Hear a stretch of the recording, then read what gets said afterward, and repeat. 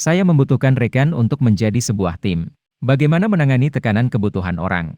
Saat kita memeriksa kehidupan Kristus dalam Markus pasal 1 sampai dengan pasal 3, saya kagum dengan tekanan yang mengelilingi Yesus.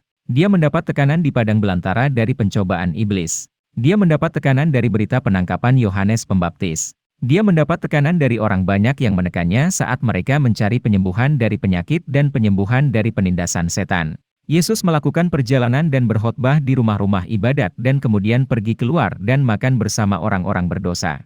Dia diikuti oleh orang-orang Farisi yang mengawasi setiap gerakannya dan mereka membuat rencana untuk menghancurkan dia. Dan orang banyak itu terus mendesaknya. Semua ini terjadi hanya dalam 3 bab pertama dari kitab Markus. Tekanan, penangkapan, godaan, penyakit, penindasan, dan kerumunan orang banyak. Bagaimana tanggapan Yesus terhadap tekanan akan kebutuhan orang-orang? Markus pasal 1 ayat 35 memberitahu kita. Pagi-pagi benar, waktu hari masih gelap, ia bangun dan pergi keluar. Ia pergi ke tempat yang sunyi dan berdoa di sana. Teman-teman, inilah inti dari kata selamat pagi.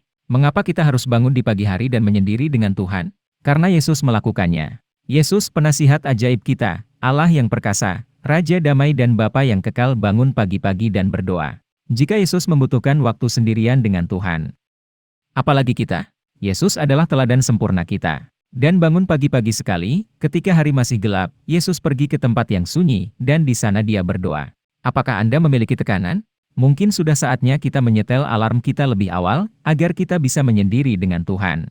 Yesus tidak hanya menyisihkan waktu khusus untuk berdoa, tetapi ia juga berbagi beban kebutuhan orang-orang dengan orang lain. Dalam Markus pasal 1, kita melihat Yesus memanggil 4 nelayan yaitu Petrus, Andreas, Yakobus dan Yohanes untuk mengikutinya. Kemudian dalam Markus pasal 2, Yesus memanggil Lewi seorang pemungut cukai untuk mengikutinya dan dalam Markus pasal 3 Yesus menunjuk ke-12 rasul, supaya mereka menyertai dia. Yesus bukan penjaga tunggal. Yesus dikelilingi oleh 12 orang biasa yang memiliki latar belakang, keahlian, kekuatan dan kelemahan yang berbeda. Dia tidak memilih pria terkaya, paling terkenal, bergengsi, dan cerdas yang bisa dia temukan. Dia memilih orang biasa, yang ketika dia memanggil mereka, orang-orang tersebut meresponinya dengan segera mengikutinya. Markus pasal 1 ayat 18, Markus pasal 2 ayat 14. Ketaatan langsung dari orang-orang ini sangat mencengangkan. Mereka menjatuhkan jalannya dan karir mereka dan meninggalkan segalanya untuk mengikuti Yesus. Apakah kita memiliki ketaatan langsung semacam ini? Apakah kita mau mengikuti Yesus berapapun harganya?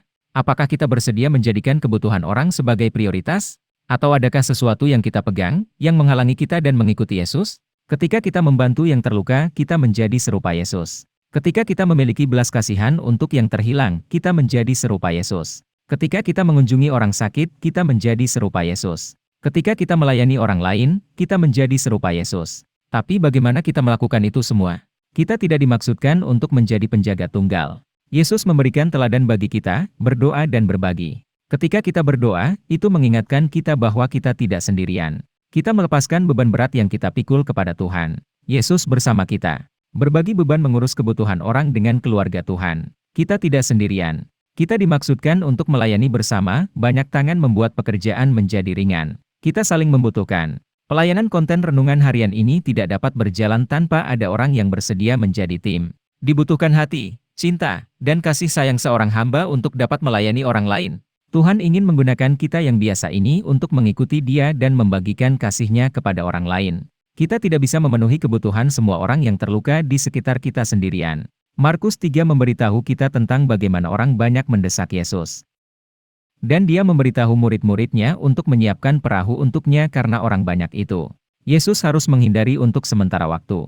Teman-teman, jika kita memikul rasa bersalah dari semua kebutuhan di sekitar kita, kita akan tertekan. Terkadang kita perlu menghindari untuk sementara waktu. Saya mengatakan ini untuk semua penonton budiman yang mencurahkan diri untuk kebutuhan orang lain dan merasa kewalahan. Ingat, bahkan Yesus menghindar karena Dia butuh istirahat. Tidak apa-apa untuk beristirahat. Di sisi lain, kita harus mengingat pengorbanan para murid.